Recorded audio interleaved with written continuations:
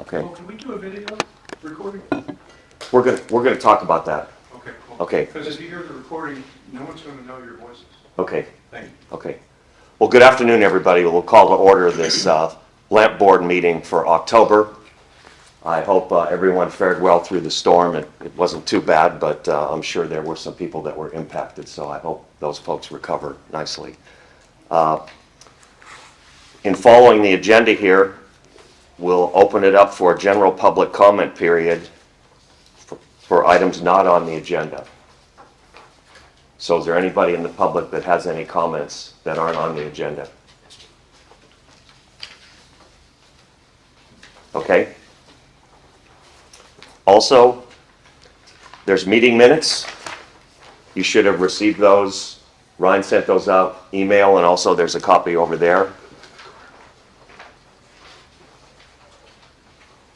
I trust everybody had a chance to review them. And are there any comments on these minutes that we need to talk about? Just had one comment.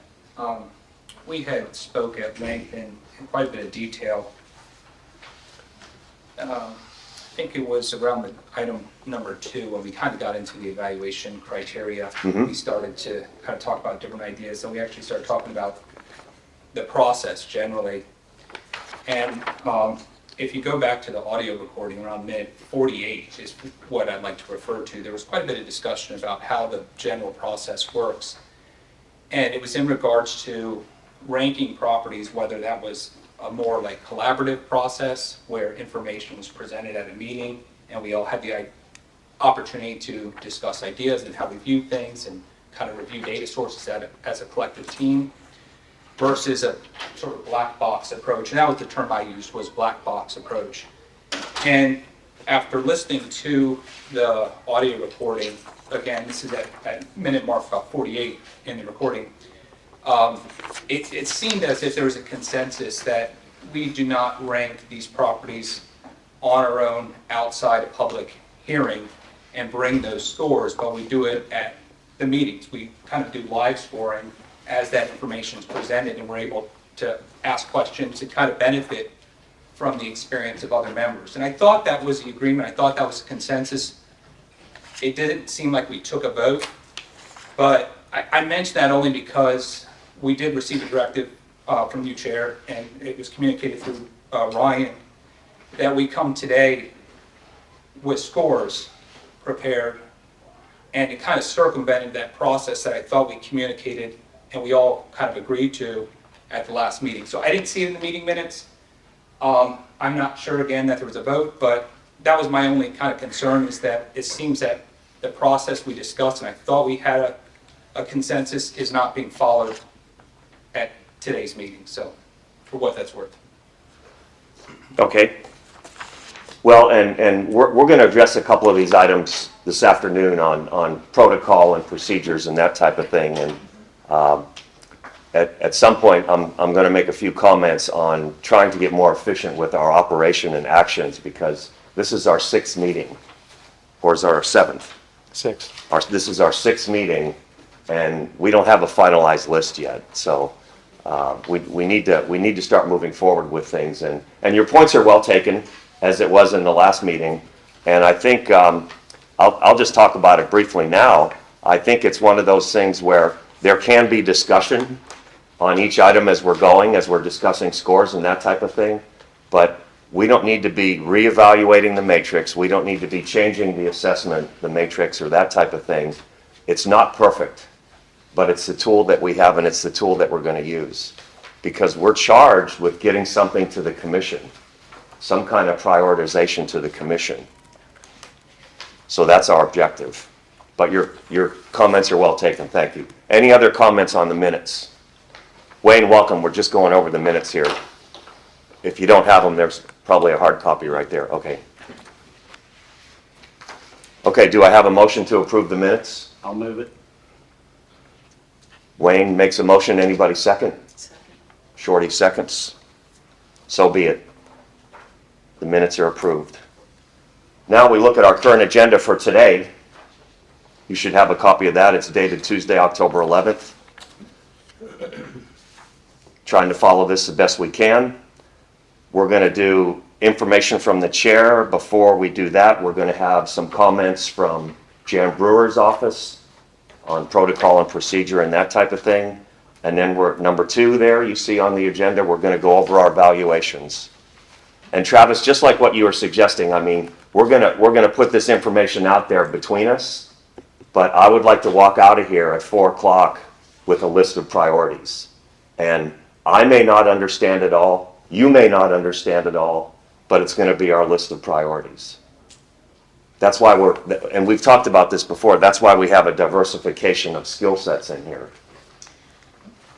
Shorty, would you like to say something as you take a deep breath? Yes, thank you. I mean, I did my homework, I did them all, but there's a lot of blank spaces because without a couple of, without input from staff or with, you know, there's some that we absolutely can't know, that it's the purchase cost per acre. We don't know what it is. You know, is it suitable for grant funding? Is it on the state or federal acquisition priority list? Is there public support? Unless there's a formal presentation on each one, we really don't know that. I mean, I did know that on the one in my neighborhood, but you don't know.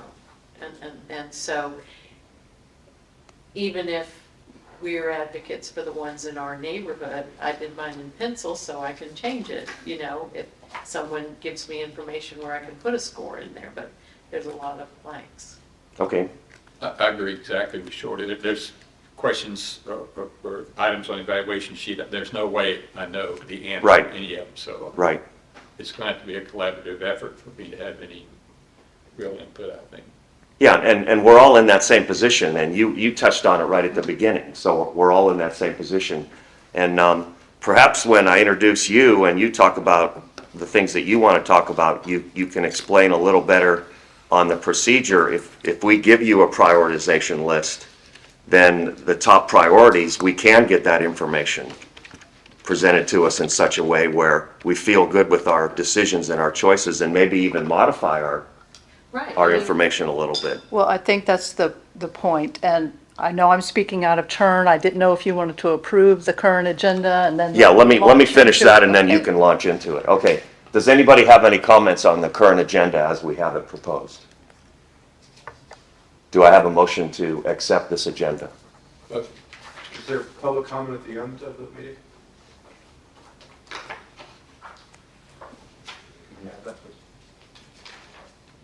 I don't see it on here. I don't see why not. We can't add public comment at the end. Yes, there is public comment after each Item will allow for public comment. Okay. So we have, But isn't there normally public comment at the very end? Yes. No, it's at the very beginning of this board Okay, meeting. good. We had general public comment, And then and now after we're each- launching into, yes. So as far as non-agenda public comment goes, it'd be decent to have it at the end too. There's no principal reason not to. And my dad thought I had the SP, but I certainly didn't know what you do during this meeting to say something in general public comment at the beginning of the meeting. I'd like to say something at the end, if I may. sure. Thank you. Okay. So we have a motion on the floor to approve. Do we have a second? Second. Second. Okay. The current agenda is approved. Now, at this time, I'd like to introduce Jan Brewer, who most of you know, and she's going to discuss a little bit about the LAMP board and procedures and protocols and that type of thing. Thank you. Yes, the chair has asked me to come in today and give a little bit of detail on several items. The first is the rules of decorum. And these rules of decorum go for all of our boards here in St. Johns County. And so I'm going to read what typically is read at the opening of each board meeting. We haven't been doing it at this board meeting, but I'm going to go ahead and read so that we can understand once again about our decorum and diplomacy. Rules of decorum and civility. It shall be the responsibility of the chair, or in the chair's absence, the vice chair, to promote and preserve order and decorum during board meetings. Board members shall neither by conversation nor otherwise delay or interrupt the proceedings or the peace of the board, nor disturb any member while speaking, or refuse to obey the orders of the board or its chair. We will be respectful of one another even when we disagree. We will direct all comments to the issues. We will avoid personal attacks. And that comes from the Rules and Civility of the Bylaws, Article 4. Then I'm going to read the public comment statement. Public comment will be accepted during 2 specific public comment periods, and public comments may not interrupt board proceedings. Members of the public will be given 2 opportunities to speak. Public comments will be heard on propositions before the board as those items are addressed on the agenda, and public comments on matters not being considered by the board will be heard during a general public comment period. Any member of the public desiring to speak must indicate so by completing a speaker card, and it's available at the front table. Speakers should identify themselves, who they represent, and then state their address for the record. Each person addressing the board shall limit comments to 3 minutes. We will be respectful of one another even when we disagree, and we will direct all comments to the issues. We will avoid personal attacks. Okay, then the next item I'd like to address is the meeting location. We have 22 boards here in St. Johns County. Of those 22 boards, only 3 meet in the auditorium, and that would be the Contractors Review Board, the Tourist Development Council, and the Planning and Zoning Agency.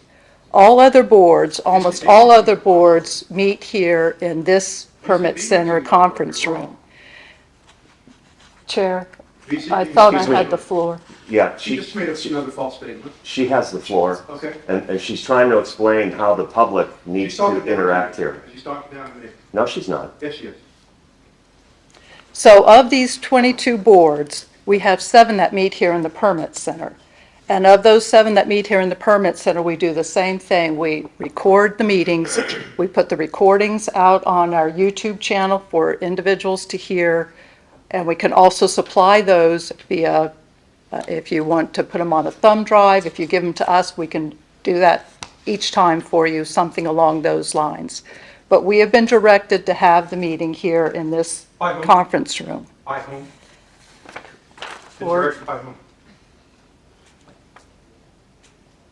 Sir, you're being out of order. She has the floor. Okay, could she answer the question? Not right now. When? You have your opportunity to ask the She can question. answer it now. So now I would like to address the matrix. Once again, the matrix is not perfect. We're going to be using this matrix. As Mr. Adams has stated, we need to move forward. What we certainly can do is, as you define or hone down on the properties you want, we can then take those to other staff and get some additional information. We would be taking up a lot of staff time if you came with, 30, 50 properties, and we're going to ask real estate to, start to negotiate all that. So we need to, finalize it down to a few properties, then we can get additional information. Hopefully, if you get that list today, then we can take that list to our staff, and then in the December meeting, we can provide it to you prior to the December meeting, and you can make some more decisions and then maybe hone in that December meeting. Hold on. Please. The next thing is, in last meeting, it was discussed that the board was going to potentially dissolve. If this board would select to request from the Board of County Commissioners that you dissolve this board, it will take a comprehensive plan amendment to policy G191 that has set up the LAMP board, and it will also take a repeal of ordinance 2138. And then you would have to, as a group, by what I believe would have to be a supermajority, approve to send a letter to the Board of County Commissioners to dissolve. But those things would have to occur prior to this board dissolving. As was stated, the minutes are provided to you. If you'll notice at the top of the minutes, we now have a link to the YouTube channel. So you can go out and you can actually hear the board meetings, and then we'll still be delivering the bulleted minutes to you in this fashion. And Mr. Adams, that concludes the Okay, information you had me. okay, great, to. great. Travis, you had a question? Yeah, so I think, there was a lot of discussion. I think, Jen, I'm not sure if you attended the last meeting, but there was a lot of discussion about the data we needed to evaluate properties. I mean, going back to Shorty's comment here, is I don't think there was a need for real estate to get involved or other, like more due diligence necessarily, which is what I took away from your comment. I think the real challenge we have is we don't have enough data at the time of evaluating properties, and we don't know how to necessarily get that data. We don't have a process in place to get it. There was some discussion about Ryan providing this data on the fly. I think that was the term you used, on the fly. And so I think there was some consensus again about, okay, well, if we're going to rank properties in the meeting and data is going to be provided on the fly, that may be sufficient. There was some question about how long is this going to take, what that looks like, but I just didn't want it to be suggested as if we should somehow rank properties without that data and that we should rank them without it, and then later on in a due diligence process we get more of that data. I think there's maybe Right. 2 data points, but certainly we need data at the time of ranking. If I could speak to Yep. that. Certainly, I totally understand, and that's why what in my mind was going to happen is we were going to bring up on our ARC map each of the properties, and you see there's many, many layers there on the ARC map that we can add in and take from. Like if you wanted to see, okay, where's the floodplain on this property? We can actually bring that information up, so you can see it each time that a property comes up on the screen. And I'm think, in my mind, that may be the data that you're speaking to, that you may need, these different layers, different attributes of each property. And so I don't know if we've done this process here before, because I wasn't at the last meeting, but this is a very strong tool that you all can use to help make your decisions. We can show adjacent properties here. You can see there's an eagle's nest in one aspect over there in the city of St. Augustine. We could bring up parks, adjacent properties, what's around it. So hopefully that's the tool that you could use. Do you see value in ranking the property and then amending those scores live during the meeting, or should we just come with a blank evaluation sheet and rank them as that presentation is made? I'm going to leave that to the chair. I would say if we can be efficient, I don't see how we can, all of us doing it at a meeting at the same time and trying to do it in 2 hours. I have 2 sets of information here. One is from Holly, he couldn't make it, so I have his scores, and I have my summary of what I've done. And I'm comfortable with what I have here, and Holly has quite a few question marks on his, and I would expect that on his being a non-scientist type. But I think in comparing his to mine, I think we were talking about the same ones as far as a priority. So in getting a direct answer to your question, if we can be efficient in coming in with blank matrix sheets and filling it out as we go in a 2-hour meeting with 8 people here, then I'm all for that. But I want to walk out of here today at 4 o'clock with a priority list. So to clarify, you're saying we should rank them outside the meeting, is that? Yes, Okay. yes, and it's okay to change it as we go, but at the end of the meeting, you have to submit your final score and realize that we all get thrown in together and it all gets averaged out as far as the priorities, right? Sure. Yeah. Right. So I'm going to be high on some things, you're going to be low on some things, and that'll equal out. Question. And as a part of the meeting, we can ask, because, again, only one I know anything about is personally is one in Fruit Cove, and tremendous public support. But can we ask that? Is there public support for this one other than Hamilton, Pat Hamilton, and the owner? Do we know? Yeah, and I don't know if anybody in this room will know that answer, and I don't think it's necessary to come up with our priority list one step at a time. I just want to get a list to Right. their office. It's a 0 versus a 5 in the total score, you know? If there's nobody other than Pat Hamilton, I'm just using this one as an Right, example because right. it's on the screen.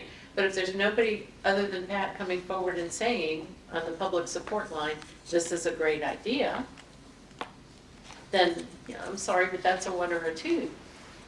If there's a whole community coming and saying, you know, We stop support this it. development, we support keeping this not being developed, that's a 5. You know, and ultimately that changes your final score, the ranking, you know.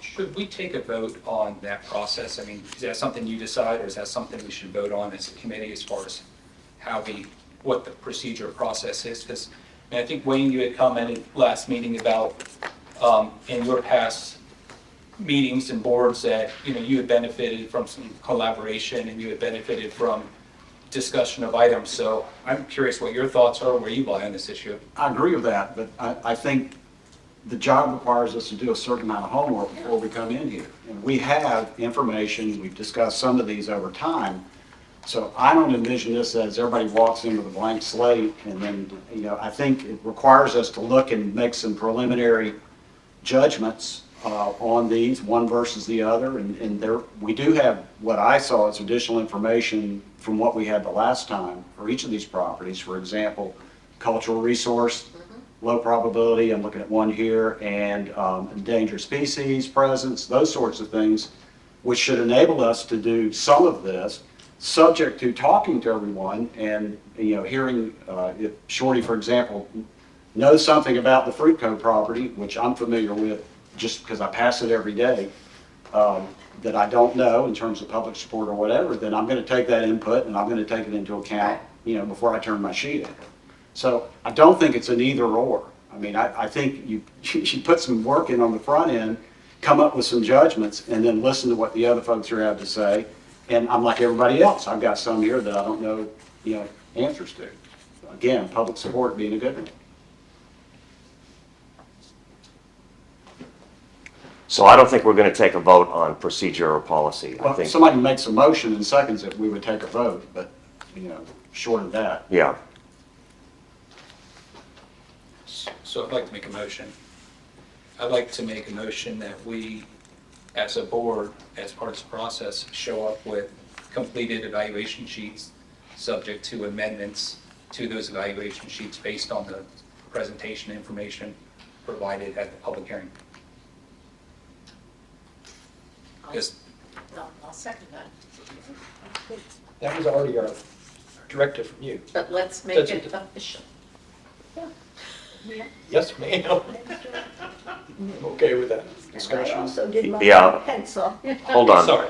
Yep, I would discussion. vote against dictating to every board member how they go about the process. I mean, if you want to wait to hear information and discussion before you fill your sheet out, I mean, I'm not going to tell you not to do it that way. I would second that, Well, that's not your motion then. but I would second it. Because we did get a directive, I think, in the email. I took it as a request. Yeah, I agree. Sorry. Yeah, I thought it was like a friendly request kind of thing. It was more like a reminder, hey, just try to do some homework before this meeting. That's what the intention of it was. Okay, I think we have a motion on the floor. Would you repeat that motion so everybody knows it? Yeah, so the motion is that the process that we go through as a land board is that any properties on the agenda, on the upcoming agenda, we score in advance, and those scores are subject to amendments by each person, by each voter, based on the public presentation given during the meeting. And those amended scores are submitted at the meeting. Any other discussion? Is there a second motion? There already was a second, I'm sure. I already seconded it. You already seconded? Yeah, now he can accept a friendly amendment, but I think we will be spending enough time. Okay, we all on the same page? So Shorty seconded that, Ryan? Okay. You need to vote.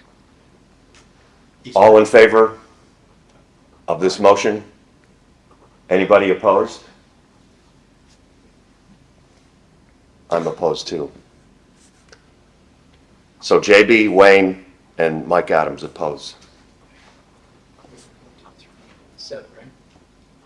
There's 8 people voting. 1, 2, 3, 4, 5, 6, 7, 8.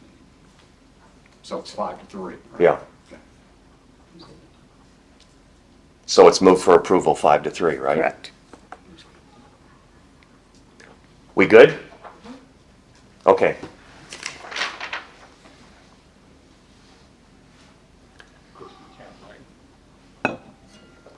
Now we can open it up to public comment on Agenda 1. Anybody that wants to make a public comment, did you fill out a sheet? Very good. Ed Slavin, box 3084. We need to have video record of these meetings. I don't know how anyone could possibly listen to an audio tape on YouTube. I know who's talking. And I respectfully disagree with Ms. Brewer when she basically said that we had been directed. She didn't say by whom. She wouldn't answer to have these meetings in this room. Now, Henry Dean was going to speak here today. He agrees with me, and he's talked to the county administrator, that these meetings need to be held in the auditorium where people can watch, and they can see the video on archived video on demand.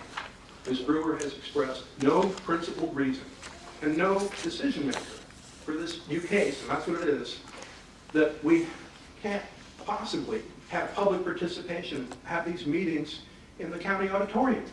That dog won't hunt. And I don't care how many boards there are that meet in strange, out-of-the-way places.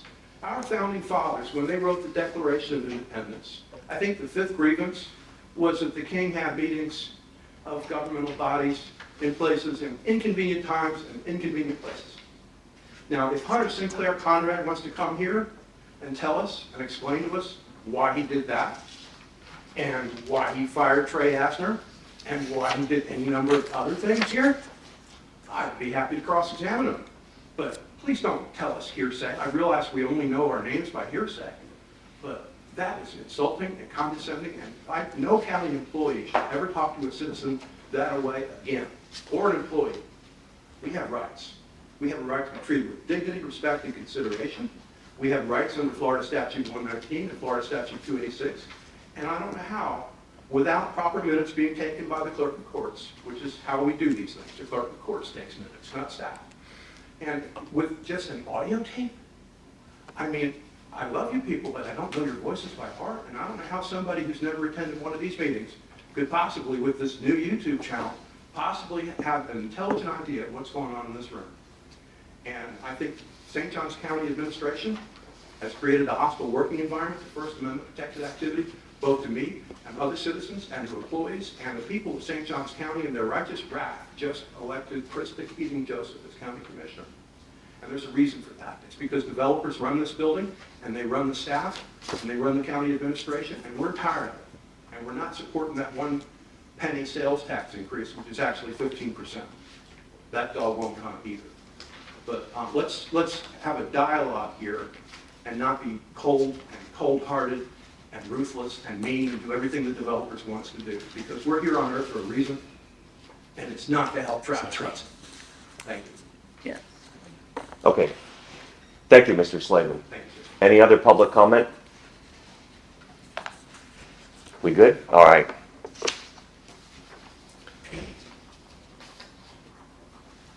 Is there a response from staff? Any response from staff to Mr. Slavin? No, we are not directed to respond to public comment. As William Buckley Jr. once said, why does we only reject the grinder? Okay.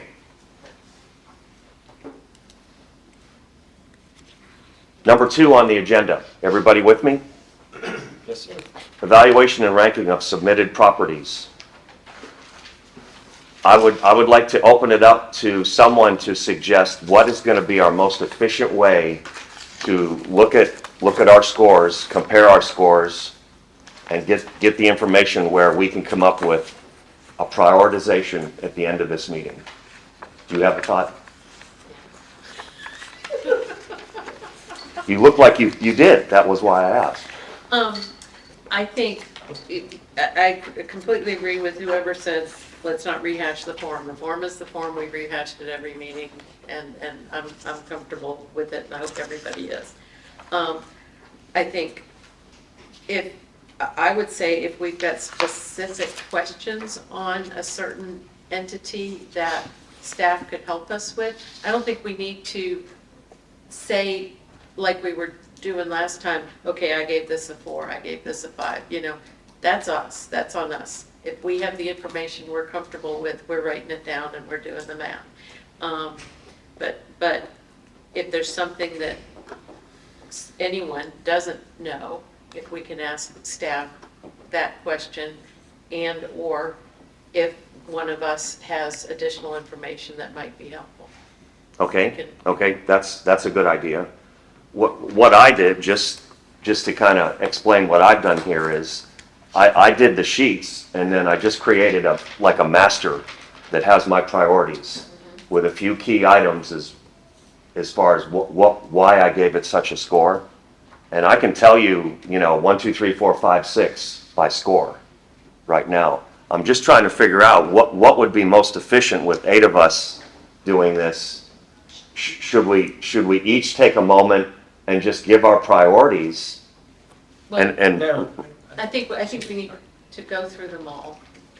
One okay, last- that's why I'm asking. Yeah, I would suggest you just, on whatever one you want to go first. okay, You scored it blah, blah, we each give a number. okay, Then, which is going to be the average eventually, but that's not the final number, because we now, questions. And that's where this is up there for, okay, what's the you flood? might say, you might feel strongly about one of them, Yeah, or a couple of them, whatever, and this is why I scored it so high. Maybe it's something we didn't even think about. Maybe a little discussion after it would be good. Right. I mean, basically, we get a score, we don't have to worry about it, because your priority list may not jive with my priority. I don't In fact, it expect it probably to, won't. right, yeah. So it's not yeah. important what your priority list is, just I scored this property X, my value, Mhm. and just go. Mhm. I agree with the discussion part. If somebody has some zeal or insight about Sure. some elements of one of these properties, that's what I want to hear. Yep, Exactly. yep, yep. And I just want to be as efficient as we can. We have 6 properties, right?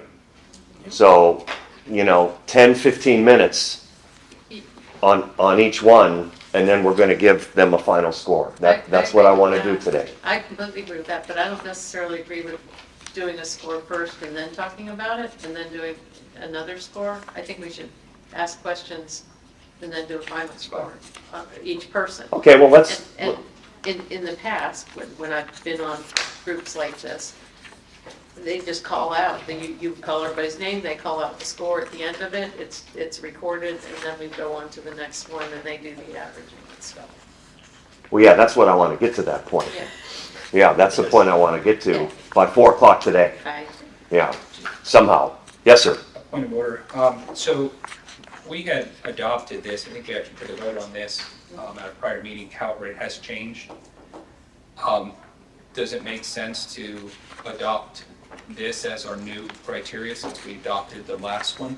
Because this is different from what we adopted, and I think that we want to adopt the one we actually want to use. Just a thought. And then, just one correction. It says over here on the far right side that a score of 66 is an average rating of 3 or above. I think we consolidated the category, so actually if it's a 3 average score, that equates to 63, not 66, so that's probably a correction we want to make to the form before we, make it official. And then lastly, there was a footnote on here about property scored 66 or above. Again, I think that probably should be 63 now. Gets submitted to the BOCC annual LAMP recommendation list.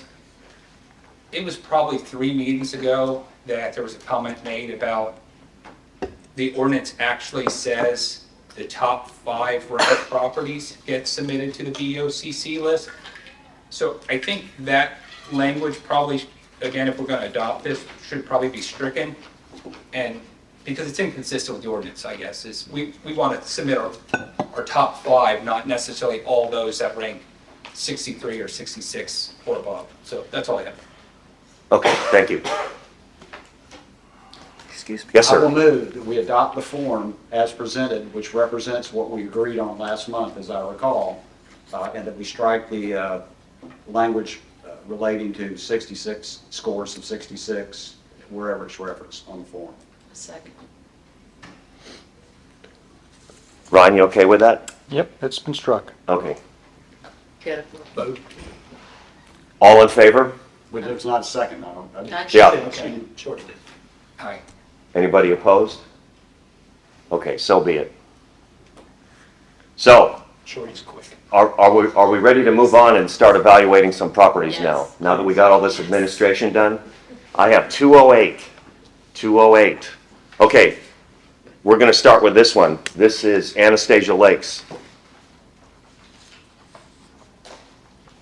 Now, we had some narratives, you know, we've had this narrative now that gives a quick county assessment on what the property was about, that type of thing. I think we even used this one as our test site last meeting. And we went all over the place with that and really didn't move into a positive production on getting a final approval. Yes, ma'am. So I have questions of staff on this. Okay.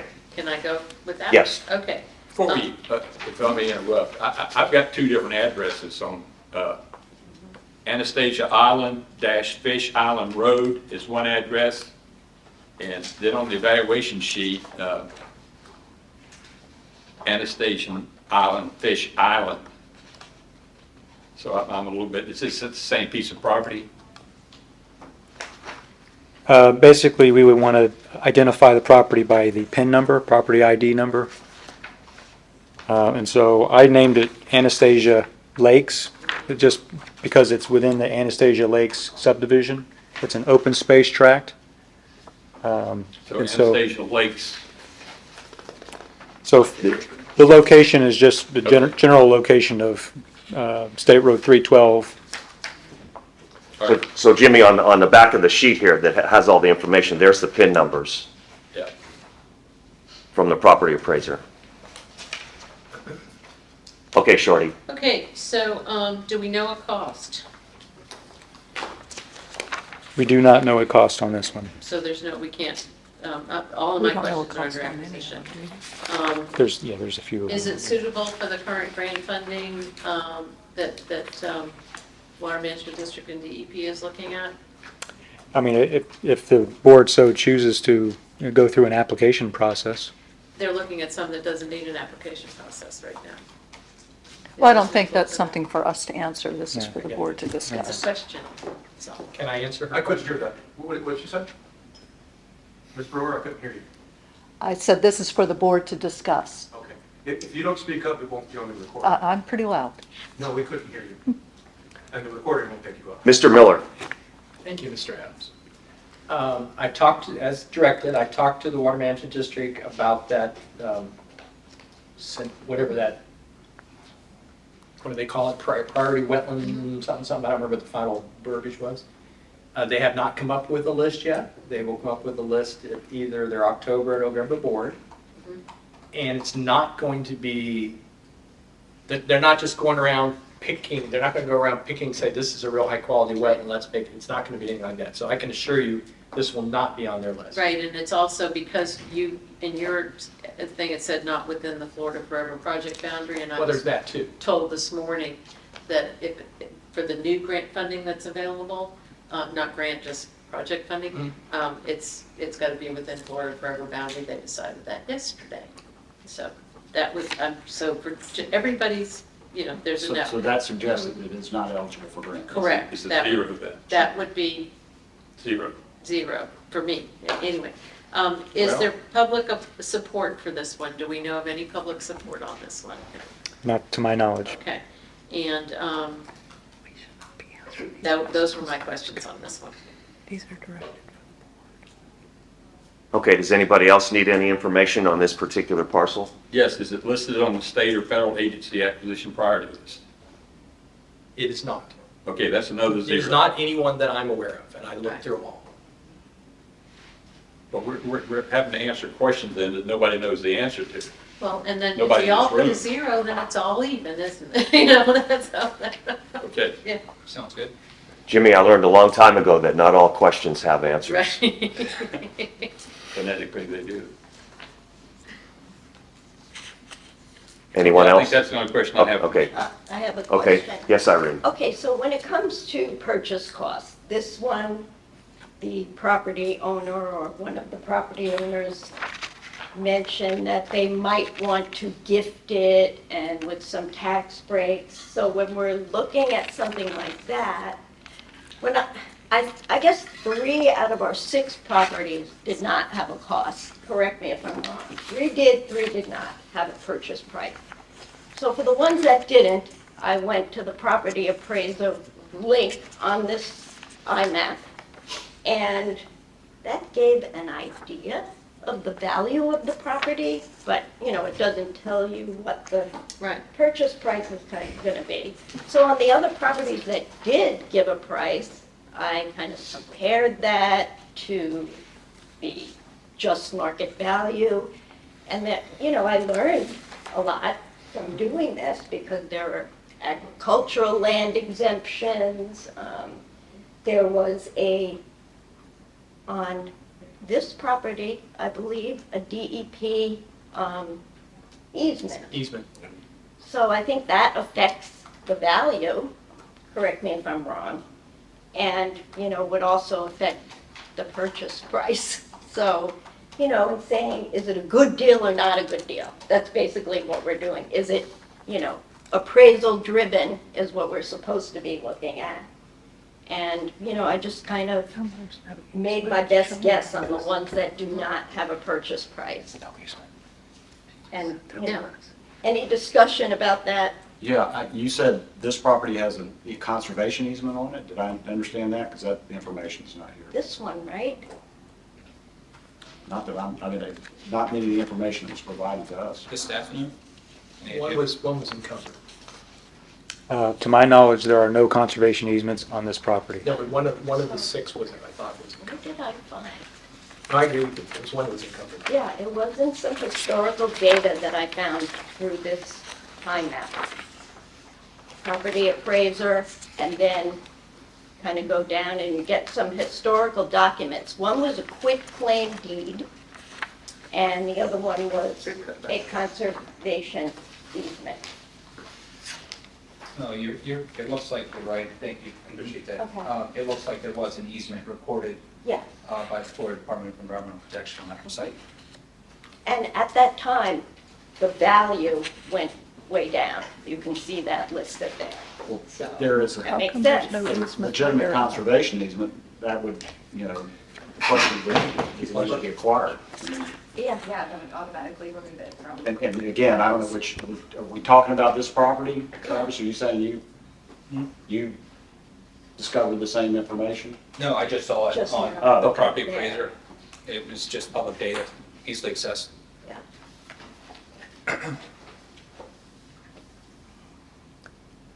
So are we saying that this parcel has a conservation easement on it already? Because I'm with you. If it does, then we should reassess our priorities.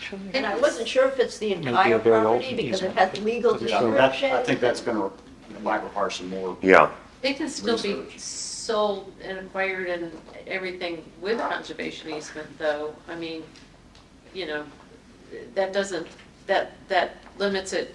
Yay, it's not in danger of immediate development, but I gave a zip for that anyway because it's not. You know, neighbors want to put docks on it, that's not in danger for immediate development. But I think the value of a conservation easement might not be a negative thing. okay. Well, 60% of what the appraisal or so it might be, so. Well, it also depends on the language in the conservation How easement. restricted? Because most of the time, the land will be functionally preserved by an easement document. And I would argue that's not a good use of public funds to purchase something that's functionally preserved. So I think we need to see what that easement says. Well, would any harm in going ahead and ranking it and then let them do their real estate due diligence, and then if it has to be removed, it gets removed, and that's fine? And that seems like a prudent way to go. So, we have- yes, sir. I have one technical question. What requirements, if the property owner there wants to build a dock out of this piece of property? I mean, I don't think you can do that anyway. If you had a conservation easement, you couldn't. So this property is- 70406, unless it had an exception for docks. So this property's gonna sit there with no changes, and that's, Consistent with the easement, correct. Conservation easements can be released depending on who the grantee is. Right. And there could be language in them for It's docks. unusual, but Couldn't there be language to approve docks? unless there is, yeah, Yeah, unless there's an exception allowing docks, it wouldn't allow them. Right, right. Typically, you don't see that, but I've represented property owners where we've negotiated that exception, so. so, any other discussion? Are we at a point where we can go through and give our scores? Ryan, are you prepared to jot all these scores down for Anastasia Lakes? Sure. Mr. Flowers, would you like to start with your final Yeah. score? Well, with a couple of deductions based on the discussion. Good. I have it 35. 27? 36. 10. Wait a second, is that too fast? I'm getting it. That was pretty fast, I like that. 26. 41. Not bad. 61. 65. Okay.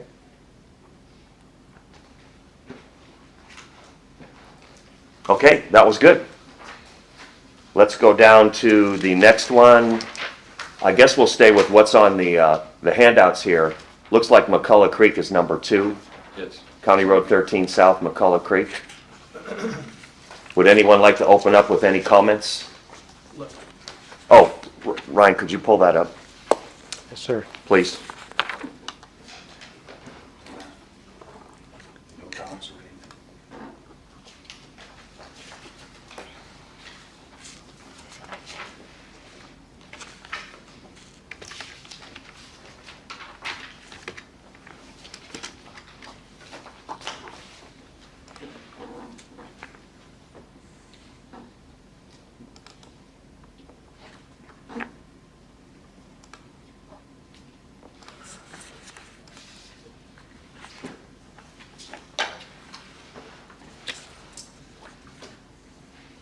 That's a little different polygon than the map that we have. It is.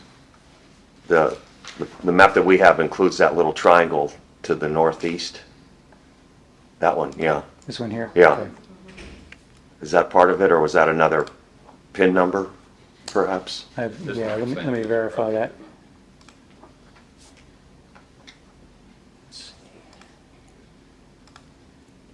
Yep. Yep, okay. Good. And the information I have shows it at 17 acres. Is that what everybody else has? 17.6.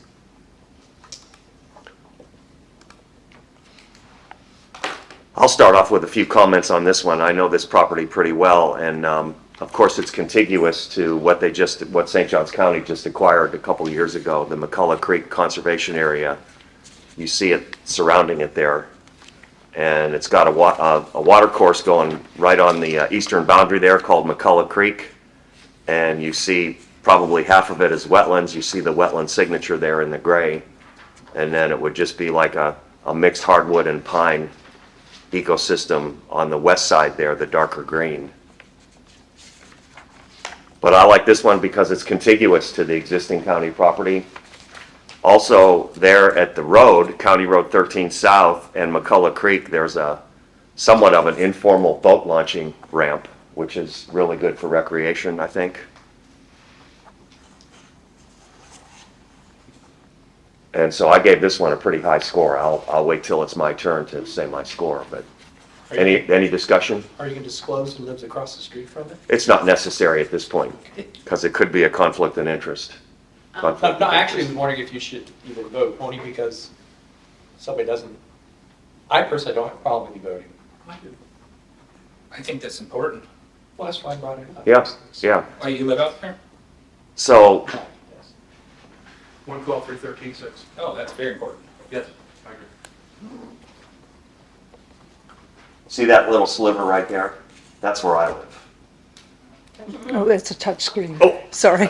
Yeah, well, we've all made that move. I mean, I think it's better, me personally, it's better to you to, in my personal opinion, to you to recuse yourself because you live almost adjacent. Well, that's a legal question, and I could give you advice on it, but I'm not, since I'm not the attorney for this board. But I think that that's probably should be some advice on that. The question is, does it inure to your special private gain? Sorry, Mike. And I think that's probably important with every property, like, do you personally know this person? How, what is the channel that this property came before the board? I mean, we only have, what, 6 properties? This hasn't been a program that's had broad public outreach. Here we are about to advance 5 of 6 properties we're considering at the end of the year because there's some rush to do it for some reason. When that's coupled with personal connections or properties nearby, your residents, or somebody, again, that gives me the EBGBs. Let me ask, I got a question. Yes. On the property. Obviously, we don't have a price on this one. It would be subject to appraisal. We do have an appraisal that was conducted in Oh, April. okay. I just got this information from real estate. It was $440,000, which equates to $25,000 an acre, roughly. And what, is there an asking price on it? Currently, there's no asking price. It was just an appraisal provided by St. Johns County Real Estate Department. So we don't know what the seller is gonna ask. Correct. But the seller did approach the county, correct? Yes, And was told that we put it on appraisal. right. Is this in the Blue Way? This is in the It is. St. Johns River Blue Way, correct? It's, Is there a map for that Blue Way?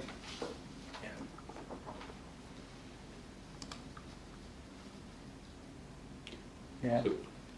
So being in the Blue Way, does that make it eligible for grant funding? Okay. for funding. It is eligible for grant I funding. would say very unlikely due to the size of the parcel, though. Yeah. But you get the points on contiguous and everything, and it's gonna add, like, Parks is interested in adding a parking lot on the Oaklands. Do we have any information on public support? Not at this time. What about listed state or federal agency acquisition priority list? That's in the Blue Way. It's the St. Johns River Blue Way for So- project. That would be high. Yeah.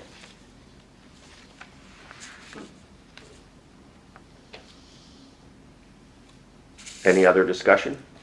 Yes. I also found that this parcel is in some federal critical manatee habitat designated area. Manatees? Critical manatee habitat. They come up to Cullen? Yes, sir. It is adjacent to the mouth of the creek as it comes out is the St. Johns River paddling trail. So we talked about, as you know, I mean, well, you know, but there's a pitiful way to access from a boat standpoint. For paddling, it would be very easy, although it's very difficult to drive down there. It's very bumpy. But yet, then you have access potentially to the Yeah. St. Johns River paddling trail, which is, and you can see what else. Scored relatively high on the archaeological model, What was that probability? 60% high and 40% medium. Yeah, I think from the presentation, that was kind of not a good measure. I think we had to look to the master site file, or we even looked at Trey, which I understand is gone.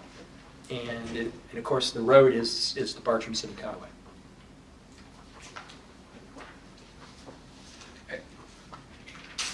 You get it, Yes, sir. I was just curious, as far as, we've got a category for likelihood of development proposed. This is kind of out there from established, kind of development patterns. It's kind of on the fringe of, St. John's kind of sprawls, but I did notice that it had a conservation land use. I would think that that makes it probably less likely to develop. Is that fair to say? It's rural, is that the Yeah. zoning? No, that's the land use is rural silver. Rural silviculture is a land use. Oh, am I looking at the right property? There is a conservation easement surrounding the property on the McCullough Creek property. There's another property that has a conservation land use designation there, but not this Land one. use conservation? That's a whole different one. So, Yes, so what is the land use? Rural silviculture. Silviculture. Which is Zoning OR. Like how many units per, Yeah. You look on the other side of the creek, you can see houses. So yeah. But does that allow X amount of units per acre, that's it? Yes, that's a density. There's a density associated with it. Mhm. What is the zoning? Open rural. There is a note here about this parcel owner saying there's a developer interested and wanted to check with the county first. So, to your development. So rural silviculture allows what, 1 unit per, Yeah, but they'd have to come back and get it rezoned. Yes. But it's still, you know, if there's a developer interested. well, the county has tools though to prevent development, right? It's comprehensive plan. Under the current land use, this is Jan Brewer, may I speak? yes. Under the current land use and zoning, you could request to do a planned rural development. And what you do is, depending upon how much of the land you're going to set aside, would then afford how many structures you could build or homes you could build on the property.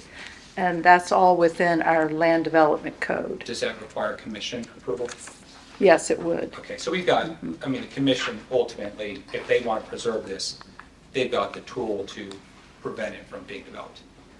Well, it still has some uses now because of rural silviculture and the land use. Someone could come in and do, you know, cattle on it. They could remove the trees and, you know, put cattle or, you know, For the entirety of it? for as much as they could get permitted. Part of that is a wetland, so And they you would can have. timber the wetlands as long as you don't dredge your field. Right. You can cut every tree in the wetland. Right. Which was done on the creek to the east of it.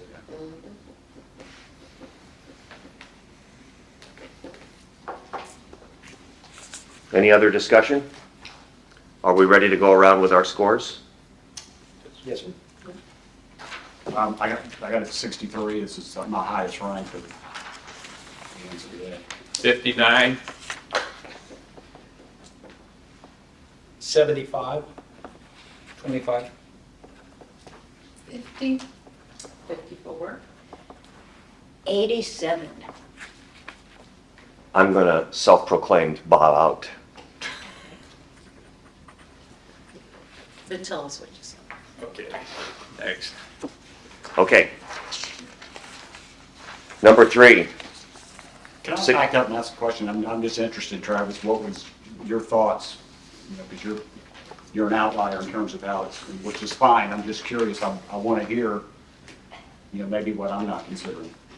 I just don't have enough information to give scores that are higher. And I don't want to belabor this process. I know we need to move forward, so I'm just doing the best I can with the information that's presented at this meeting. Mr. Chairman, may I? yes, ma'am.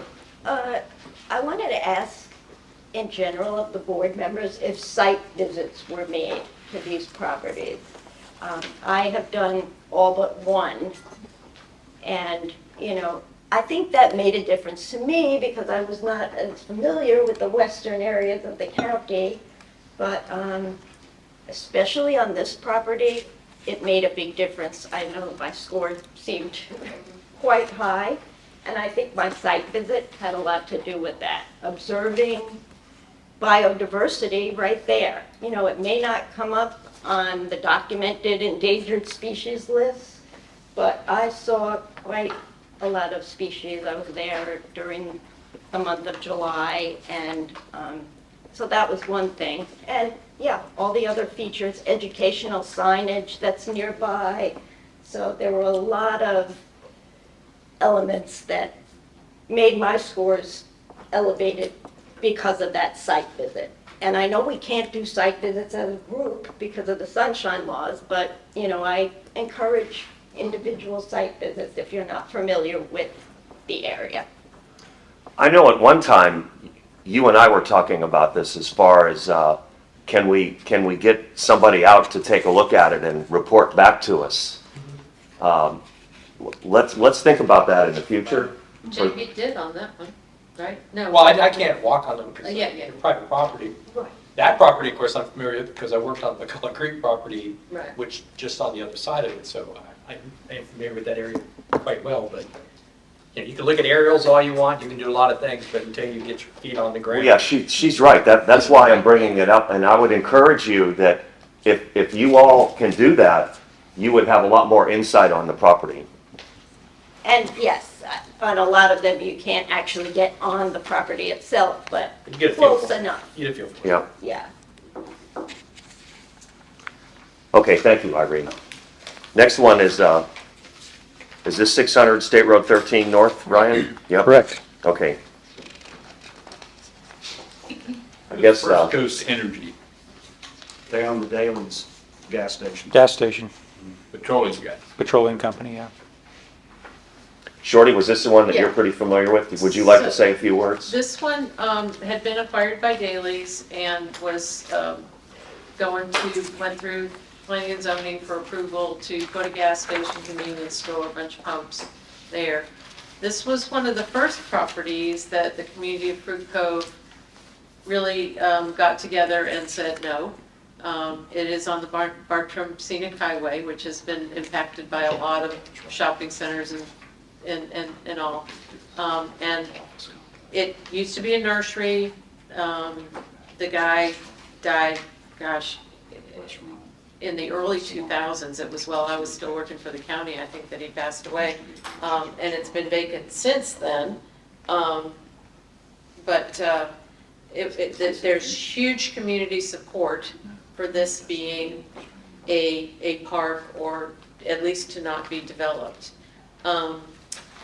There is just south of it, you can't really see in this picture, but just south of it is a historic structure that has just been, the property underneath that structure has just been sold and is been proposed to be demolished. However, the owner of it, it's an AME church from the 1920s or 30s, but the congregation goes back to the 1870s. And the community feels like this would be a perfect place to move it to, because it's just basically a block north. It's also, see the bike trail, you know, everybody rides bikes down the Bartram Scenic Highway. So there's a ton of community support there. The land value, I did the same thing you did, the land value is $2.5 million, and it sold to Daley's in 2016 for $3 million. I don't know if they're looking to sell or anything, but they've been effectively stopped from putting a gas station there. Is it two pieces of property? It doesn't show up as two pieces of property when you're out there, but apparently it is two parcels. What's the blue line between the two? Is that a road? Yeah, Looks like it needs, it's, so may Not an I, existing road, is it? having been to this site, that's a subdivision, that's the entrance to a subdivision. Okay. And that little road is your entrance road to the subdivision. Really? And that's one of the things that really bothered me about this property. I'm sorry that, you know, the benefit to me was more maintenance to the subdivision than it was public use to the county. So, you know, that was an issue I had with this property. And the development just north of that, It's a shopping center. With the blue roof? Yeah, the blue roof, it's a Used Greenberg. to be a Brucci's restaurant in there. Yeah, and there's a Greenberg Dental, and used to be a little dance studio in there. There's two banks. The next building up is a Famous Tire. And then to the south of it is a church, a thrift store. The little historic building is there on the front on State Road 13. Shorty, is this the property, the larger parcel that has the steep topography in it? Does it go down in like a pretty steep, is this where the landscaper was? Yeah, Mm-hmm. So St. John's Nursery, Tree It's Farm? nursery. something like that, yeah. And just south of the property, what's the big white, is that a parking lot or? No, that's a building. That's a building right there. What is that? That's where there's a church and a Strip mall. thrift store and a couple other stores, and then, that gray on the old part of the L, that's a, hairdresser.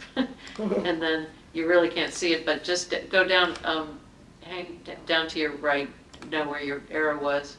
No. From the parking lot, yeah, that's a little historic building right there.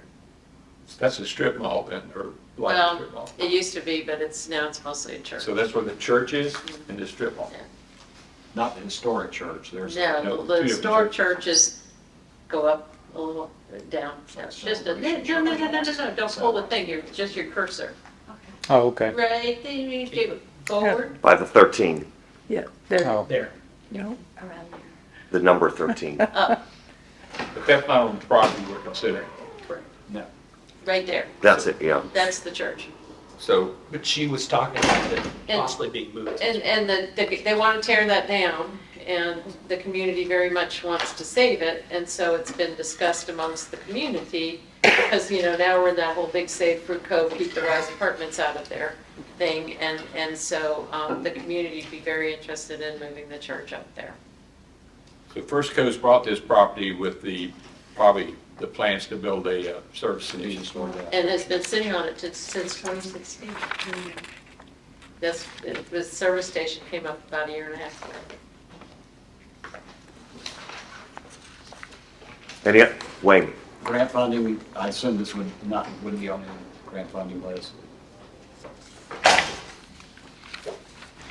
Chair, may I make one Yes, comment? yes. If you'll look in the packets of information, what these items are down here, you'll just see these like a pre-app, master, all of that. These are all of the applications that have been proctored to the county for development of this piece. Oh, But to date, none of these have followed through. Ron, could you bring the property back? yes, sir. Is this, That's a lot of applications. this is a pretty, when I looked at the digital elevation model, this is a pretty good hole. That's what I thought. I thought there was some topography there. Can you put on LiDAR? Yes. And it says it's a man-made pond? Yes, it was Doug, I'm sure it was probably Doug for The the film. nursery. Yeah. For Phil. Yeah. To He bring it probably in. sold the fifth. Yeah, there you go. So you can see that the higher elevations are the red and the little Yeah. lower are the green and yellows. And in that area somewhere, there's a very dilapidated mobile home that was his home and his office. This blue area here is a man-made pond, it appears.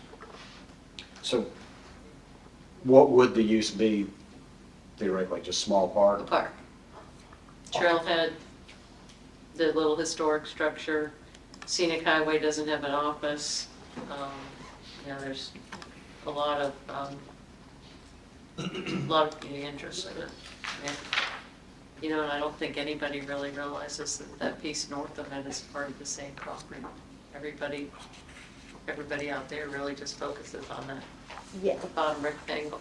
The top one would be this. Any other discussion? I have Yes. one question about across the road, so across 13. Mhm. It looked to me like there's another recreational area. I didn't know if that was privately owned Across 13, or- that's Johnson Creek Plantation. Okay, so That's all it's part a of- private that's the recreation golf- area. The golf course and everything over there is for Johnson Okay. Creek Plantation. Yeah. Yeah, those lots you see are Johnson Creek, and then just up there that, there's Baptist Church and a new Starbucks it's in the old Burger King and stuff like that up there. But yeah. Okay, any other discussion? Are we ready to go with our scores? Okay, Mr. Flowers. Always have to lead off here. I would love to see this in public ownership, but I don't think it scored very high. To be honest, I had 31. 38, 22. 30. 29? 56. 25, 44. Came pretty close on that one. Is that too fast, Ryan, we're good? Got it? Okay. Okay. Number 4, 4405 State Road 206.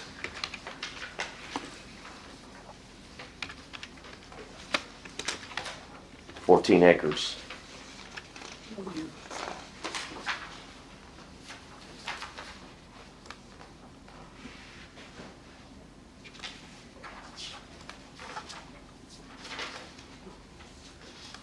Weirdly shaped. Now, just a caveat for these next three, these were provided by our real estate department. So these are all willing sellers. And so these are just on the open market right now.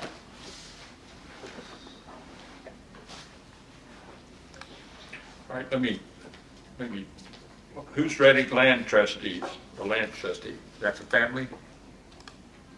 This is 4405, This is, right? this is number 4. Susan Daniels is the owner. Right here. Okay, I'm sorry, I was ahead of you.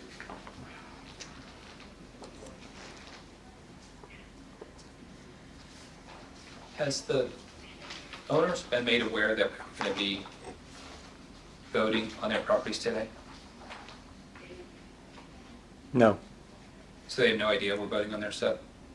these are just available properties that are on the market. I mean, for me, I think that would kind of lend some, I don't know, I feel like that's maybe in the category of help support, just if the applicant shows up themselves. But I didn't want to give them a disadvantage if they weren't noticed that we were taking action on their property today. This is how we do it. Got it, That's all I can say. that's fine. Any discussion? I had a question, and Ryan and Jan, I don't know if you can answer this. There's a little strip there. It looks like it doesn't come all the way up to the road. Does that come to the right-of-way, or is there still some land up there, Ryan? Yes, comes up to the State Road 206 right away. Right-of-way, okay. So Okay, so they could get access, Yes. or we could get access to that, down that strip, okay. What's the road to the west there? Is that a road? But this one here, Yes, sir. yeah, that appears to be an agricultural road that's in existence. What's the width of the strip? This strip here, Yes, sir. 60 feet. looks like it's 100 feet wide. 120. Flag lot. Yeah, and this is common. They allow access so that you could get to the property to a paved road. And you see what the narrative says there, mostly wetlands based on topography. Says cultural resources, I'm not sure exactly what that means unless it's just on a map. Medium probability. Yeah. Yeah. No known features.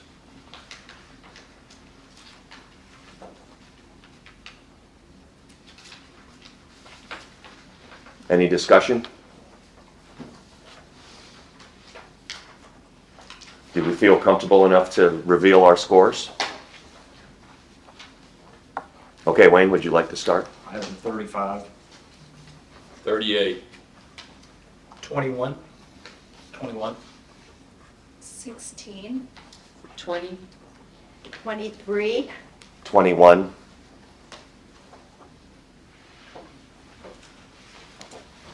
Next up, number 5, County Road 13 South, Riverdale. This is the one, Jimmy, Yeah. Red Brick Trust. And if you see the map on the back there, there's 3 separate parcels. One is a 10-acre one, and the 2 that are contiguous to each other equals 20 acres.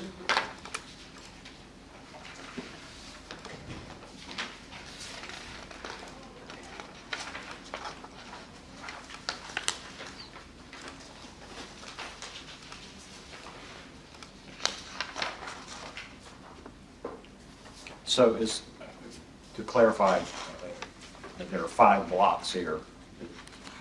Is everything that's outlined in yellow part of the property? Correct, yeah, there are Okay. the 3 different highlighted parcels. What's the ownership of the one in the middle? Let's see. Unfortunately, I don't believe I'm able to pull up, let's see.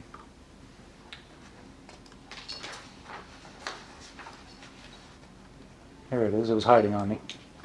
Looks like it's owned by Janet Snyder. But this is not, I thought we were talking about the Redrick lands. This is the Piccolata Forest, right? Okay. On the sheet, it's number 5, County Road 13, South Riverdale, yeah. On my sheet, it's number 4. That's number 4 too. Yeah, they were misnumbered. There's 2 number 1s. Yes. Bottom the wrong house here. 2 number 1s. Yes. Yes, sir. There's a lot of forestry. And then So you can see there's no access to it, for one thing. No, yeah. Well, That's there number is 2. that road, Atlantic Road.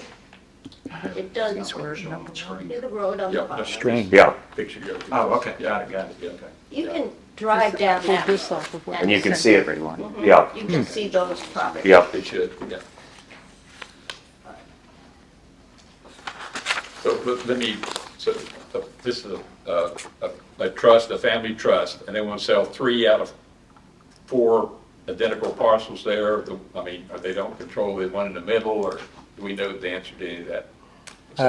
Yeah, I unfortunately don't know the answer to that. The one parcel in between them is owned by somebody else. He just pulled that up. Okay. But the two parcels to the west, we don't know. Looks like there's structures on it, right? The one in the middle. Yeah, there's structure, looks like We need a laser pointer. there's some structures in there of some sort, I don't know what they are. Well, yeah, you're right, Irene. They access off Atlantic Boulevard to those structures. Yeah, Drive right by it. looks like a couple mobile homes. I don't know what's- Okay, so there is access.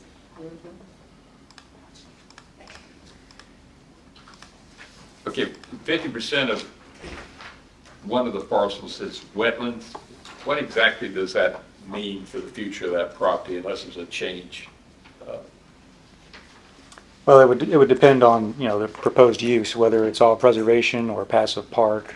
The wetlands would have to be identified through a wetland delineation, and any impacts up to those areas would have to be permitted through the state. But you can't build in the wetlands. You can't fill them, mitigate and fill them, you can. You can if you fill them and do mitigation. Yeah, if you Permits. go through a permit process. Coupled with your zoning, your land use, it's not going to be cost efficient to mitigate wetlands and get a few units out of it. So it's very limited development potential, in my opinion.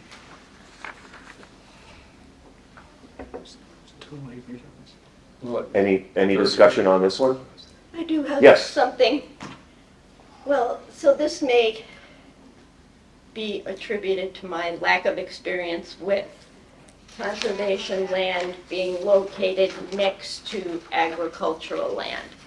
So as I drove around that area, I saw numerous signs with skull and crossbones poison chemicals being used in the area. And that concerned me. I know that farms, have to use pesticides sometimes, but when I actually got out of my car, I really could sense, the chemicals in the air, and it just worries me about runoff next to wetlands. So that was my concern after that site visit. And that would certainly influence your score or not? Yes. Yeah, okay. Another advantage to going out to the property. Yeah. Yeah. I mean, which way would it influence your score? Well, on which one? The one with the chemicals So around it. which way would it influence? Oh, negatively. So you Lower would, score. you would not want the county to acquire these? Right. Okay. I wouldn't unless I learn more about, what are those chemicals and are they safe? Will there be runoff into the, I think maybe what you're getting to, I don't know, the way I interpret it is having buffers between, the river? Exactly. And farm is actually a good thing, so that Yeah. may be, yeah, that may give you reason actually to want to preserve this one, yeah. because there's mean, we need to provide buffers from our farmland. Yeah, that's a good point, too. It's a pretty sad statement that we have to buy buffers to farmland, but it's, I'm not. But it's. No, no, not- I'm with you on that, but Well, you, it's the hidden cost of goods, right? so. Any other discussion? Counselor? 39. 45. 42. 35. 21. 35. 23. 40. Those are all pretty close, actually.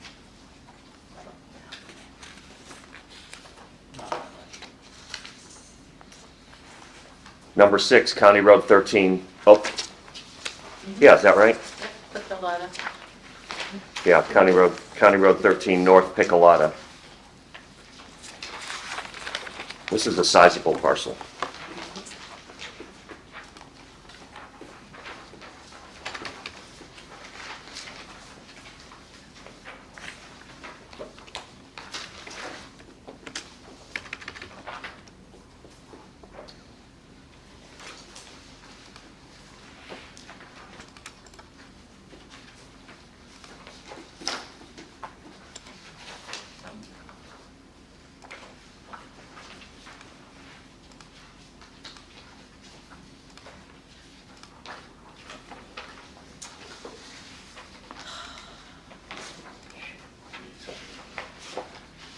Really, I'm fuzzled here.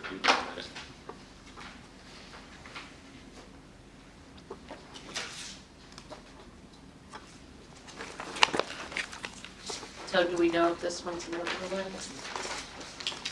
A little teeny tiny piece. Southwest corner. You want to turn on the Blu-ray later? Okay, found it.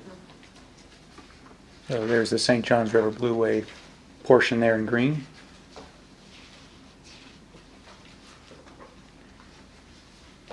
Pretty unusual that it captured that corner of the parcel. Yeah, it's weird. We usually don't cut them off at a parcel edge. Must be following a So tributary there's gotta down be a there. creek there, yeah. Yeah, Could be, yeah. or a wetland edge. How or about something. some LiDAR?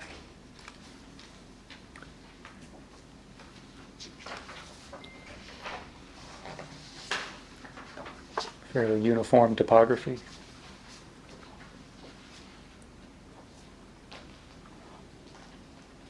Looks like, May I ask about that little yellow box on the bottom? Sure. I found that to be a separate parcel ID number when I was. Yeah, and I went back to the real estate email that I received for this property, and that was included in the, So it is included, it's the two, I believe it is, yes. yeah, and Um, I didn't,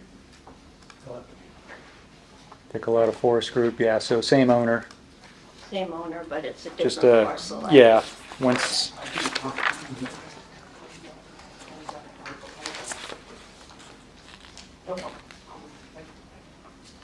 this one is different from the others in that there's a lot of uplands on it to include access roads. You see the road system in there, and this could be quite useful for recreation. Yeah, has anybody shown Mr. Parks? Looks awesome. We need ball fields right here. Ball fields, I was thinking of Long Lake Pine. What about the suitability for grant funding? Just not on the list. Shorty, did you get that suitability for grant funding? No, I don't think it'd be. I mean, other than a piece of it is on the Blueway, but if you're gonna use it for active rec, the Blueway wouldn't be fun. Just that one little piece. Yeah, and it'd probably be more suitable for some conservation easement funding programs, but, you know, it's currently being listed for sale, so. It's funny, guys, one of my thoughts was that you guys might be interested for mitigation, buying it like you did at McCullough Creek, although it's pretty small. I don't know if you need anything in that basin. That was kind of my thought when I saw that, is it could probably use some love, and you would get credits, you know, like you did for McCullough Creek. Shall I? Yeah, Through if you the want to chair. comment on that. Right now, the county has been told by the Florida Department of Environmental Protection that our mitigation ROMAs, that we're not able to use them for federal credits. We are still able to use our water management district credits. We're still in discussion with them, so I'm not sure the county would move forward anymore with preparing these mitigation areas.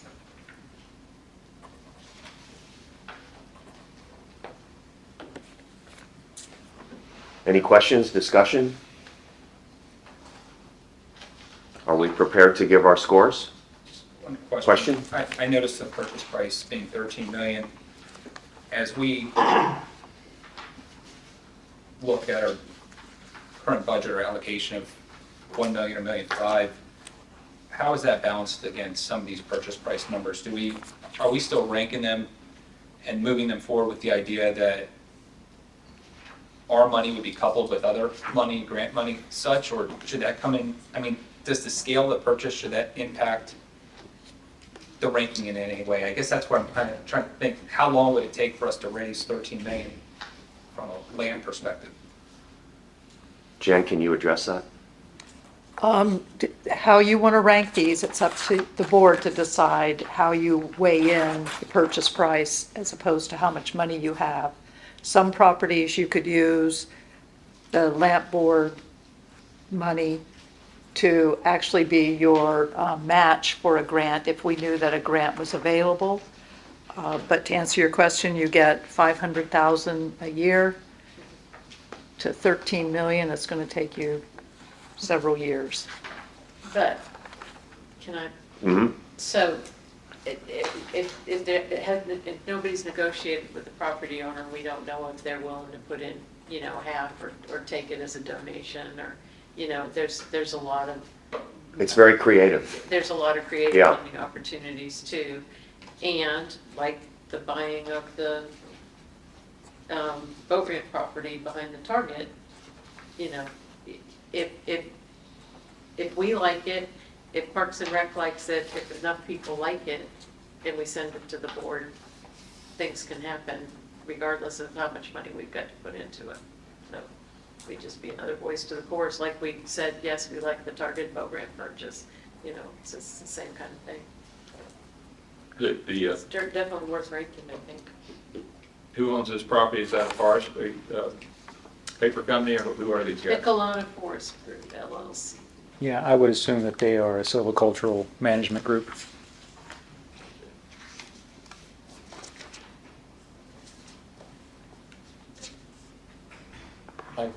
I would just like to second, I think we should rank the ones that come forward, even if they're $100 million. I mean, is the chance of something even 13 million? Yeah, probably not. But if it really is a piece of property in our scheme of our ranking that we should Recommend it. recommend, then we Yeah. should. I don't know how to put that, but yeah. I was going to comment on that earlier. I don't even know if we should, if the prices matter, because we're not evaluating prices. We're evaluating cultural and environmental and recreational opportunities for conservation and that type of thing, so. Well, I think you still would want to put it in there, because you might have two pieces of property that you're kind of like, I like both of these. This person's willing to put a conservation easement on, you buy it for half the price. Whoop, you bump that up. Yeah, yeah. But as long as they both would make the list, then it wouldn't matter. What's the definition of a strategic? What's the definition? When the vertical profile of the piece of soils, so in other words, the soils have been highly disturbed. Okay. What's the term? Stratigraphy. Strategic. And that's because they bed for the pine trees when they plant them. So the soil's been. Ditches and. Any other discussion on number 6? Are we ready to give our scores? Okay. Go ahead, Wayne. 40, 62. You're not finally deviated. 45, 30. 64. 49. 64. 72. Yeah, you're on recreation. Well, I gotta confess to you all, after a bit of a dubious start with this meeting, we really buckled down and made progress here. I'm very impressed with everybody's diligence here. This is tremendous. Your leadership, Michael. What is our anticipated next step? I mean, obviously, they're going to go to the national Big 7 accounting firm and have them total up these scores and tell us in a few minutes. But we've talked about kind of a two-step, maybe if there is additional information required, looking at this again for final time in December. So I'm asking the question, what does the group contemplate that we would, what further process would we do with this? Well, I guess I'd defer the question to either Ryan, you, or Jan, as far as, are we we're gonna get our scores in December. You're gonna send them to us in advance, I presume. Correct. So we'll have the composite scores in advance, and then are we gonna get a staff presentation on each one, or, you know, like what he's asking for? If there's any further review, or what's our steps from here? I mean, I wasn't necessarily asking for a staff report. We talked about if there was further information we wanted before we make the final decision. Well, there may be more properties, right? There very well could come more available at this time. What are we doing to get more properties? As staff, we rely on our real estate department to provide us a list of available properties. What are they doing? What are they doing? We don't actively go out and seek properties. Yeah. These came to us. A lot of times individuals will bring pieces to us. The only time we actively seek properties is if we have a project, like we need to put a lift station somewhere, or we need a fire station, that sort of thing. So do you not see any issue with moving forward with a recommendation for acquiring five properties based on reviewing only 6? Is that not a concern with anybody? I think it's a board decision, the PCC decision. They've asked us to bring them forward, you know. Concerns me as a citizen. And you're certainly welcome as a citizen, or if you know a citizen that has a piece of property that he wants to see if the county would be interested in purchasing it, send them our way. Sure, I think it's part of a program we should. JB, go ahead. Public outreach. Well, I think that is one of the next steps I was kind of hoping we would take, would be to have something on the website that lets people know that if you want to put your property on a Evaluation list, yeah. considered by the, for this, then, download this, and here's what you submit to, I don't know if that would go to real estate or if it would go to Jan, doesn't really matter, someone in the county. I think that would be a very important next step. I think it was good that we didn't have 40, so it's nice that we only had so many. And, yeah, starting in January, or what is it December when are they ranked? Or when does it go to the county commission for their, was it January? Since January. January, It's yeah, after the our board next- meeting, yeah, when the board meeting is January. Yeah. Because at that point, I guess now we're on year 2, right? And that's what it'd be nice to be able to, okay, folks, bring us your, And now that we have our procedure in place, I think we can be more efficient with this, rather than take 6 meetings to do an evaluation on 5 properties. Yeah, that's where we wanted to be. We wanted to be more efficient. How about staff? Did we cover everything that we needed to cover? I believe so, yeah. Jan, you feel pretty good? Yes. Okay. At this time, I'll open it up to any public comment on what was discussed in agenda item 2. Timer. I agree with Travis, and this process is flawed for one reason, additional reason. And we talked about cultural resources on every one of these properties. Ray Astor has been fired, and I understand the county's not going to replace him. There's not going to be a cultural resources coordinator. So how do we make decisions about historic properties and historic places when the person in charge has been wrongfully fired, wrongfully given information about what another board cannot do, which is extra legal, and probably going to subject people to criminal, civil, and administrative investigations, hopefully starting with the county IG, Ms. Brewer, would you look me in the eye when I'm talking about you? I haven't heard a response to how Trey Astor was treated, and I don't see how you could possibly do an evaluation of any of these properties without his advice or somebody else's advice in that position. And is it true that we're abolishing that position, Ms. Brewer? This isn't a question and answer period. It is what I say it is. No. Yes. This is public comment. I have a right to ask questions. Well, you can ask a My question. father machine gunned Nazis, sir, in 3 different places for my right to speak as a citizen of the United States of America. And it's the First Amendment protected activity that you're not respecting and that Ms. Brewer is not respecting. All I can tell And she you wanted is, to look me in the eye. you can ask a question, but if they don't want to Why do you answer, have to they're not interrupt going to when I'm answer. talking? I have the talking stick. Don't I have 3 minutes? You have 2 minutes left. Go Well, ahead. You interrupted. Ask all the questions you It's want. true. Well, maybe we could answer some. What about Trey Astor? What about the Cultural Resources Coordinator? Why was this position abolished, apparently without even an exit? He didn't even have an exit interview? Do I understand correctly, Ms. Brewer? You didn't even give him an exit interview, and you made materially false and misleading statements to him about why you were urging him to resign? And you wouldn't answer as to the county administrator and whatever orders you were given. These meetings are not even videotaped. I don't know from listening to a YouTube audio who's speaking, and you haven't addressed that issue. We're not complying with 119. We're not complying with 286. We're not complying with Article 1, Section 24 of our Florida Constitution. This is a joke. Maybe you should disband. If you don't have the respect, if you don't have the self-respect for the community to even advertise that people can make a proposal to buy land for the county for this, if we're going to meet in this little room and we're not going to be televised and we're not going to be in the county administration building, what's the purpose here? Why are we here? You're very intelligent people, including the staff, but this is wrong. It is dead wrong. It is a sin, a crime, and a tort, and we need to talk about this. And each of you need to talk to your county commissioners, starting with Chairman Henry Dean, who's one of my mentors and one of Mr. Flowers' mentors. 3 and minutes. Tell them this is wrong. It's been 3 minutes. Okay. Thank you, Ms. Brewer, for Time. interrupting. And wait a minute, he took some of my time, and you're going to.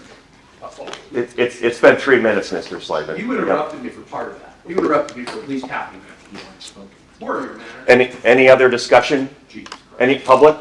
Yes, sir. I'm Chuck Lebanowski. Quick question, the county is in need of property everywhere. Are we doing anything to try to go after property in those areas?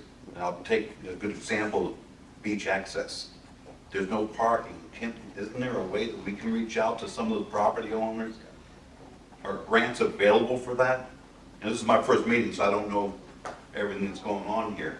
But it seems like there would be grant money available to go after those properties. I know each property is rather expensive, but it looks at things, the South Shore end of it is going to be all beach up to A1A there shortly.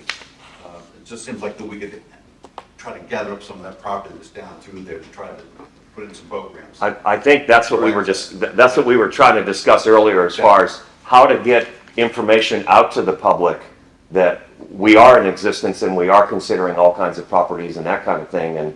And if you know of some specific beachfront properties, send them to real estate, as they were saying. Yeah, question? Just remember, it's willing seller only. I Okay, understand. because it's really probably one of the most important things we can always just say first, willing sellers only. And you probably understand it, but a lot of people don't. They're like, Yes, sir. I think what I took away from that comment was that it seems like there would be an opportunity to be more strategic, maybe a bit more proactive and reactive. I mean, right now, we've got a reactive process. We're waiting for real estate to receive some applications, and then we weigh on them.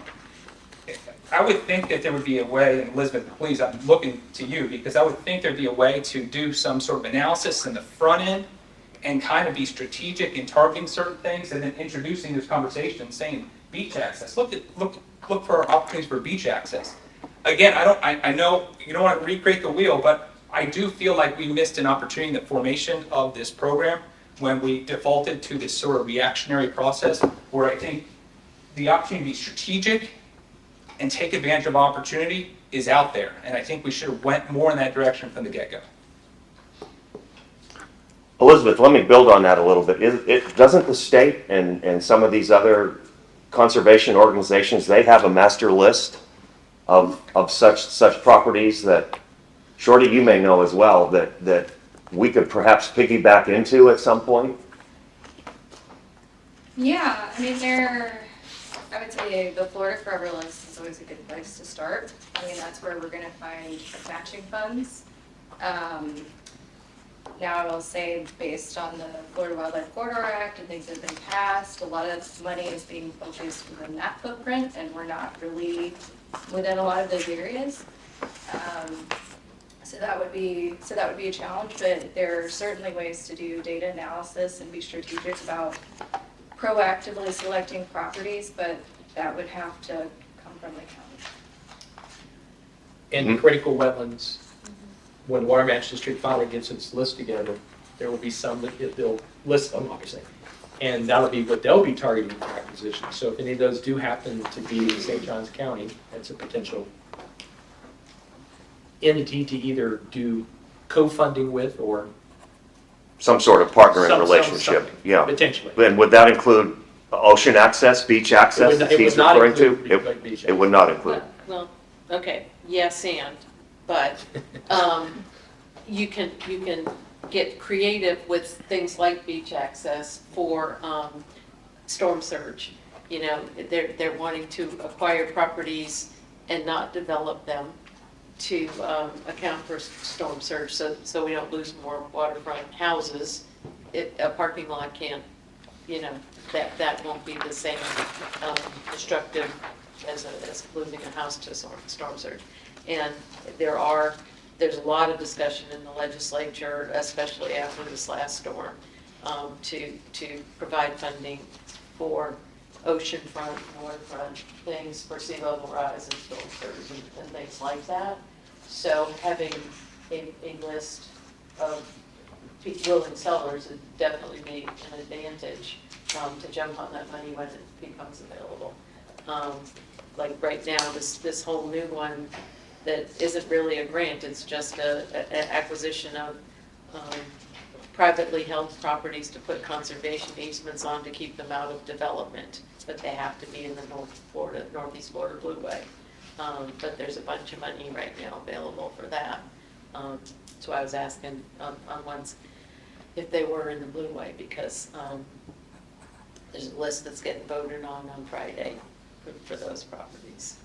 So going back to a little discussion earlier, when she talks about partnering and co-funding and things like that, we need to not be so conscious of the price, because there are opportunities for matching funds, and not just from one entity. It could be 3 or 4 different entities getting involved, where before you know it, Yeah. you can meet an asking price or an appraised price or something like this. Just a couple of examples. Lamp, in its previous incarnation, acquired the New Salem beachfront property, Winslow Acres for beach parking, the Verano, where the restaurant used to be, the Village Green Museum, the Verano, was a land acquisition. Nice Park, beachfront park is a land acquisition for beach access. So yeah, it has definitely, but with all of those, we partnered with a state grant funding program that isn't there anymore. However, on some of them, the county match was much higher than what Lamp had access to, and Lamp took it to the county, and the commissioners voted to add the extra funding for the match, over and above what Lamp had available, so that those properties were acquired. So what she's trying to say, it's really case by case. And so I don't think we should be so concerned with price, because there's very creative ways to make things happen. And That's why, to me, the scoring piece on this is really important. It's, what kind of value are you getting? What kind of, the one on is it a good value for the dollar? It's only one criteria, but it's a good thing to know. It's not the only, because there are other ways to find something. okay, excellent. All right, moving on with any other discussion? Moving on with the agenda here, I show something, board member reports. We've been talking about all kinds of things, so if anybody has anything that they'd like to report on, now's the opportunity. Is this where you just kind of get to have a moment to speak on something not on the agenda? Yep. So a couple things. I just wanted to state on the record that I was also disappointed to hear that Trey Asner was let go. He was a person at the county that I actually found to be extremely refreshing, a bright spot on staff. I even went home and told my wife that I was like, man, I actually met a really good staff person at St. Johns County, and I was excited to continue to work with Trey. Didn't get to know him very well, but I thought he was excellent, and I thought he had exactly the right perspective as a public servant. So it's very disappointing to see him leave. Also, I wanted to ask, where do I find the approved meeting minutes? We had amended meeting minutes at the last meeting, and the meeting before that we had provided amended meeting, or we amended the minutes. Where do I find the amended minutes? I can provide you a copy, Oh. whatever dates that you need. Okay, because they're not on the website, just FYI. He can also. The amended minutes is what I'm looking for. So I don't have a copy, I just wanted to review those because I don't have a copy of the amended minutes. And then the last thing is, I'd like to kind of reiterate a motion that I made last week. I fear that we don't know what we don't know. I don't think this is a thorough or exhaustive process. I think we've all certainly scored properties. It was a little alarming to me to find out that there's a board member that's close to one of the properties being considered when we only have 6 to review. And I just fear that we're not making good strategic decisions. Again, I think we're being very reactive. And I, through this process, have lost confidence that we have the staff capable to administer this program in a way it should be designed. I am all for conservation, believe me. I think it's absolutely important that we support conservation. We cannot regulate ourselves to prosperity. We have to, it's one tool, regulation is one tool. We absolutely have to use public dollars to acquire land. I think it's absolutely important, the mission we have. I just think this process, this program is very, very poorly designed. And so with that said, I believe we should, as a board, prepare a letter to the county commission stating that we went through this process, we solely support the mission. In fact, we should double the budget for conservation lands, but that we, as a board, desire to dissolve LAMP, repeal ordinance, is it 2138 or policy G191, I'm not sure, I don't remember all the numbers that Dan gave us, but whatever process we need to go through to make it legally sufficient to dissolve this board, I think we should dissolve this board, and I think we should double the budget for conservation and do it through the real estate program, through the existing channels that we have already had established here at the county. That's my motion. Any discussion? There needs to be a second first. Do I have a second on the motion? I'll second it just to have discussion. Okay.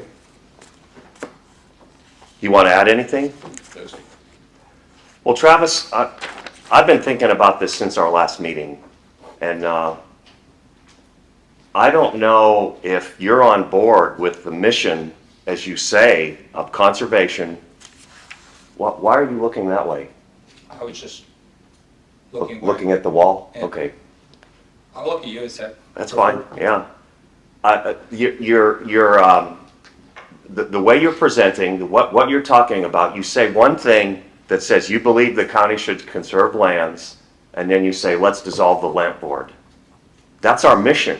That's what we're charged with. She explained it at the beginning. The county commission, supported by Henry Dean. You know Henry Dean? No. Okay. He's our sponsor on the county commission. And he wants this to move forward, as does the commission. And so we're charged with doing that. And like I said earlier, this isn't a perfect system, but I think some of us are getting paralyzed through the analysis. Because this isn't the answer to everything that we're trying to do with the county. This is just the start. And all we're trying to do is give them some numbers, give them some priority properties, and they decide what they're going to do from there. We're not the decision makers. We're just the evaluators. And like I said at the beginning, none of us can give the perfect score for each property because we're not all knowing. So I would recommend that rather than be a thorn in this board's side, if you're not going to be part of the solution, then perhaps you should resign from the board yourself. There's a First Amendment violation again. You're trying to chill. Am I, there's no public comment. Well, there will be. Okay. I'm just saying that It's fine. I don't need to respond. board member to board member. I don't need to respond. Chairman Toby. That's fine. Any other discussion? There wasn't a second on the, There was a second. there was a second. Okay. Listen, All in favor of dissolving the lamp board? Aye. All opposed? Anyone opposed? Is that 7-1? Yes, correct.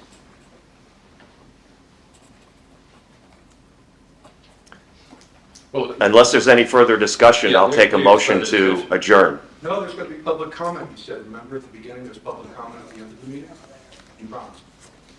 I think I could go back to Commissioner Walter and say, look, I don't want to serve on this board unless there was serious malfeasance here. So, and I don't know what commissioner recommended you, Travis, but would you go talk to him and say, I can't serve on this board? I think it's important that I'm here. I think I offer a different perspective than a lot of others, so I think it's very valuable, the input I provide. I could certainly, anybody with a different opinion, I wouldn't suggest that they resign because they have a different opinion. I believe in democracy. I believe in boards should be diverse, and I think a diverse board makes a stronger board. So that's where I stand.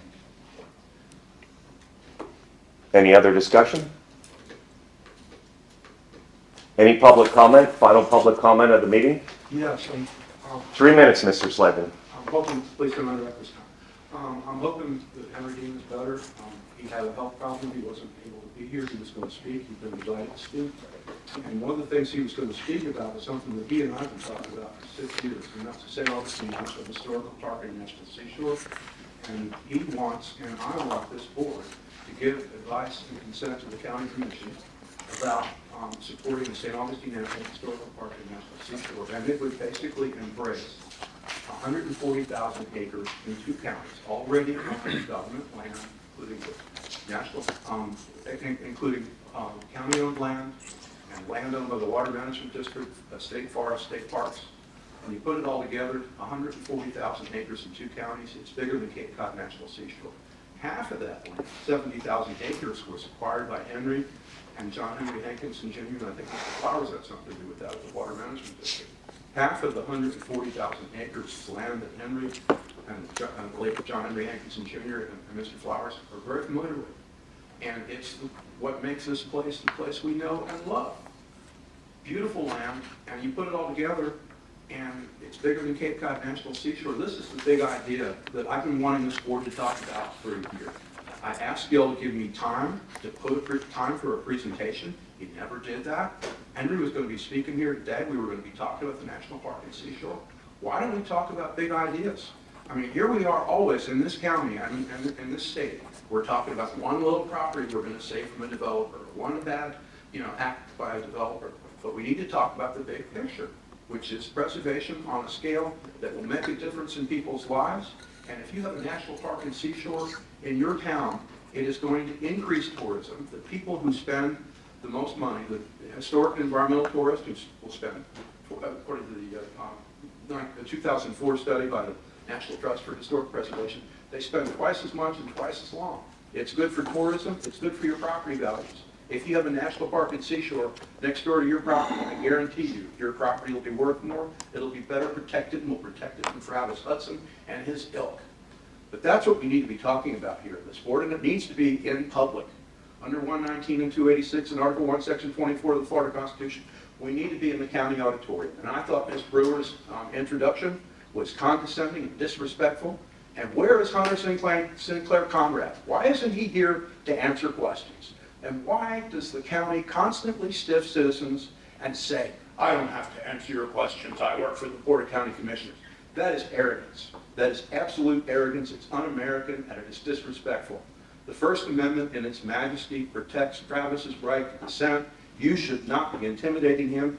You, sir, Mr. Chairman, you owe Travis an apology. You owe an apology to every citizen in this county because this narrow-minded construct that Mr. Hudson and his henchmen had inflicted on you is not letting us have a good government. Mr. Slavin, that's 3. Thank you. Thank you so much. Okay. Any other public comment on today's meeting? Thank you all for coming. Do I have a motion to adjourn? Second? Second. Second. So be it. Okay. Our next meeting is December 13th, Ryan? Yes, I believe, December 13th. December 13th, correct. December 13th.